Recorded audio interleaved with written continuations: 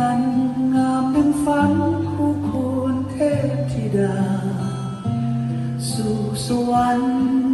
สู่ยังวิมานที่ปลายขอบฟ้าก้มกราบอำลาด้วยน้ำตาอาลัยท่านลงมาจากบนฟ้าจากสวรรค์เติมความฝันต่อชีวิต